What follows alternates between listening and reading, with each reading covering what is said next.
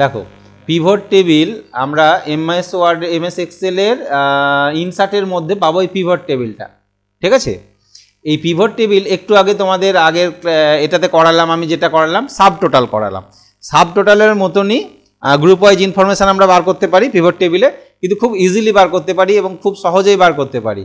Sub টোটালের মতন অত কঠিন কিছু নয় যে শর্টিং করো এই করো ওই করো, ওরকম কিছু নয়, খুব ইজিলি বার করে নিতে পারবে এবং খুব দারুণ দারুণ জিনিস করতে পারবে, ঠিক আছে। পিভট টেবিলে কী করবে, আমি এই সিটটার পর দেখাই। এখানে একটা সিট আছে যেখানে কিছু স্কুলের নাম আছে এবং কিছু শিক্ষকের নাম আছে এবং তাদের ডেজিগনেশন আছে। আমি চাইছি এখানে এক নাম্বার স্কুল, 2 নাম্বার স্কুল, কোন স্কুলে কতজন শিক্ষক আছে বা কোন স্কুলে কতজন হেড টিচার আছে, কতজন অ্যাসিস্ট্যান্ট টিচার আছে, সেই লিস্টটা বার করতে। তো এইসব ক্ষেত্রে তুমি পুরো সিটটাকে সিলেক্ট করে নেবে, যতটা ডেটা আছে সিলেক্ট করে নাও, পুরোটাই সিলেক্ট করে নেবে। সিলেক্ট করে নেওয়ার পর পিভট টেবিলে ক্লিক করবে, এটা থাকে ইনসার্টের মধ্যে, এখানে থাকবে, ঠিক আছে।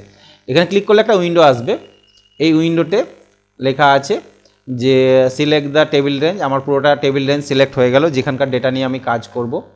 আচ্ছা, একটা নতুন আর নিচে একটা দেখবে লেখা থাকবে নিউজ ওয়ার্কশিট, অর্থাৎ এই সিটে হবে না, অন্য একটা ওয়ার্কশিট আসবে, এই সিটটা এরকমই থেকে যাবে, নতুন একটা সিটে তুমি কাজটা করতে পারবে। ঠিক আছে, ওকে। তাহলে দেখো নতুন একটা সিট চলে এলো, এই আমার এই সিটটা চলে এলো, ওকে। এই সিটটা ঠিক দেখতে এরকম হবে, ডান সাইডে একটা উইন্ডো আসবে, এই উইন্ডোর এই ভ্যালুগুলো এখানে বসিয়ে কাজ করতে হবে। এবার কী ভ্যালু বসাবে, তোমার তো হেডিং আছে name of the school, name of the teacher এবং ডেজিগনেশন আর একটা সিরিয়াল নাম্বার, এই হেডিংগুলোই আছে, তার বেশি তো হেডিং ছিল না। তো যদি ধরে নাও আমি নেম অফ দ্য স্কুল এইটাকে টেনে নিয়ে এসে আমি এইখানে রো লেভেলে ছাড়ি। রো কোনগুলোকে বলে তো জানো এক্সেলের?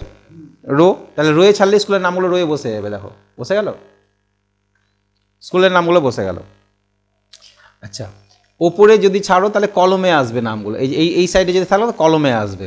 তো কলমে তুমি যদি ডেজিগনেশন ছাড়ো তাহলে এটা এখানে দুটো ডেজিগনেশন আছে, তোমার ডেজিগনেশন দেখাবে, একটা আছে এটি আর একটা কি আছে এইচটি, কলমে চলে এলো, ঠিক আছে। এবার তুমি চাইছো এই ডেজিগনেশনেরই আমাকে কাউন্ট দেখাক বা যোগ দেখাক সেটা দেখতে, তখন তোমাকে এই ভ্যালুতে নিয়ে আসতে হবে, এই ভ্যালুতে।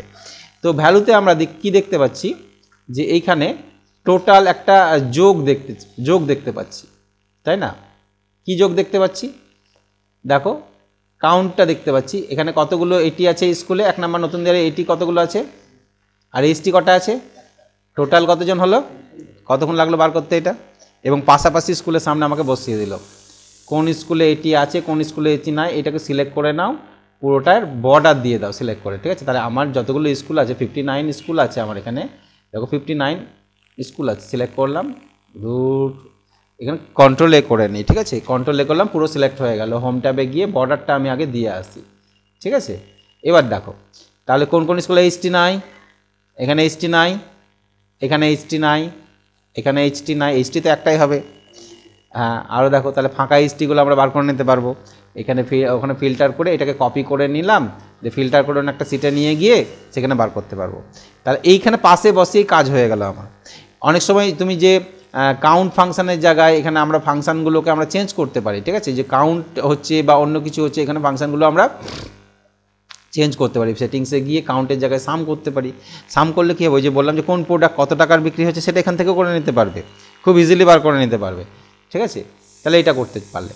আচ্ছা, যদি এই ডেজিগনেশনটা আমি যদি তুলে দিই, এখান থেকে তুলে দিলাম, এখানে এনে ওপরে ফাঁকাতে ছেড়ে দাও, ওরকম বার হয়ে গেল। তাহলে এটা কি এলো, কি এলো বলো, কোন স্কুলে কতজন শিক্ষক আছে, টোটালটা চলে এলো, ঠিক আছে। মানে এখানে রয়ে কিছু রাখলাম না আমি এটাকে, ঠিক আছে। হ্যাঁ, এটা যদি তুলে দাও ফাঁকাতে রেখে ছেড়ে দাও, দেখো ফাঁকা হয়ে গেলো, স্কুলের নামগুলো চলে এলো। আবার এখান থেকে এটাকে যদি এদিকে ছেড়ে দাও তাহলে দেখো ফাঁকা হয়ে গেলো, সবই ফাঁকা হয়ে গেলো। তাহলে আমি নেম অফ দ্য স্কুল, ঠিক আছে, নেম অফ দ্য স্কুল যদি চাই এখানে নিয়ে চলে এলাম, কোন স্কুলে কতজন শিক্ষক আছে ডেজিগনেশন দিয়ে কাউন্ট করে নিতে পারবো, অথবা টিচার নেম দিয়েও কাউন্ট করা যায়, টিচার নেম দিয়েও কিন্তু কাউন্ট করা যায়, তাই না? কারণ একটা স্কুলে তো 3 জন টিচার আছে, সেই টিচারকে নিয়েও কাউন্ট করা যায় এইটা, ঠিক আছে। এবং কে কে আছে যদি দেখতে চাই, ওই স্কুলে 3 জন টিচার কে কে আছে, তাহলে ডেজিগনেশন নামটাকেই কলমে রেখে দিলাম, তাহলে দেখো পাশে দেখাবে এই এরকম করে দেখাবে, ঠিক আছে। এবার কলমে রাখা মানে সব নাম ওইদিকে চলে যাবে পর, একটা সমস্যা হবে, তাই সবগুলো সব জায়গায় রাখা যাবে না, সমস্যা হয়ে যায়, ঠিক আছে। ডেজিগনেশনটা রাখলে একটা সুবিধা হয়, ডেজিগনেশন যদি রাখি তাহলে ডেজিগনেশন যখন রাখবে কতগুলো ডেজিগনেশন আছে এবং তাদের গ্র্যান্ড টোটালটা পাশে চলে আসবে এইভাবে। তাহলে এই সিটটা বার করা কঠিন কাজ নয়, খুব ইজিলি বার করে নিতে পারবো আমরা এরকমভাবে। এটা আলাদা একটা সিটে চলে আসবে, সেই সিটে গিয়ে আমরা কাজটা করতে পারবো। আমাদের ছিল কোথায় ডেটাটা, ঠিক আছে, ডেটাটা ছিল এইখানে, তাহলে এখান থেকে এই সিটে চলে এলাম, এই যে এইটা, বুঝতে পারছো তো? তাহলে এরকম হ্যাপাজেলি যাই সাজানো থাক, আমরা পিভট টেবিলের এই দুটো জিনিসকে মাথায় রাখবো, রো লেভেল, কলম লেভেল আর এই ভ্যালু, এই দুটো জিনিস। রিপোর্টে যদি রাখো তাহলে ওই উপরে হেডিংয়ে আসবে, ঠিক আছে। রিপোর্ট হেডিংয়ে আমি হয়তো কী রাখবো, যদি এটা রাখি তাহলে অনেক সমস্যা হবে, school name of the school এরকম চলে আসবে, ঠিক আছে। এবং টোটাল অ্যাসিস্ট্যান্ট টিচার এতজন, এইচ টিচার এতজন, গ্র্যান্ড টোটাল এটা চলে এলো, ঠিক আছে। তাহলে হতেই পারে টোটাল সংখ্যা, তোমার কোন স্কুলে করা দরকার নাই, মোট কতজন এইচটি কতজন এইচটি আমার দরকার, টোটালটা। এবার এটাকে আমি তুলে দিলাম, এটাকে আমি কোথায় রাখলাম, এটাকে এখানে নিয়ে চলে এলাম, তাহলে আবার এইভাবে চলে এলো। এখানেও তো টোটাল নিচে পাবো আমি, এই যে টোটাল পাবো নিচে, ঠিক আছে। তাহলে এইটা খুব ইজিলি আমরা ইউজ করতে পারি, যে কোনো সিটের উপর তোমরা অ্যাপ্লাই করে দেখবে, ঠিক আছে। এই জিনিসটাকে তোমার সিআইটিএস স্টুডেন্ট কতজন, ডিআইটিএস স্টুডেন্ট কতজন, কোন স্টুডেন্ট কত টাকা ফিস দিয়েছে, সেই হিসাবটাও তুমি কিন্তু এখান থেকে খুব ইজিলি বার করতে পারবে পিভট টেবিলের সাহায্যে, ঠিক আছে।